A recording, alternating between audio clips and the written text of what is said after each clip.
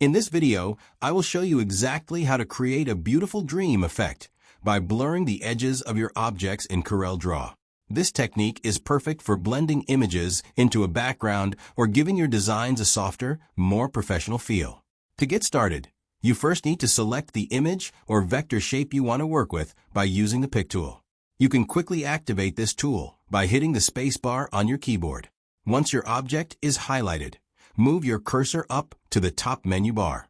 Navigate to the Effects menu, scroll down to Blur, and then select the Feather option from the list. If you happen to be working with an older version of the software, you might find this specific setting by going to the Bitmaps menu instead, then choosing Blur followed by Feather. After you click it, a small dialog box will pop up on your screen. Before you start changing any values, make sure to check the preview box. This is a very important step because it allows you to see every adjustment you make happening live on your canvas.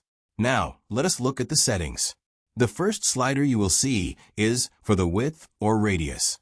By dragging this slider to the right, you increase the size and overall softness of the blur, which expands the feathering effect further into the image.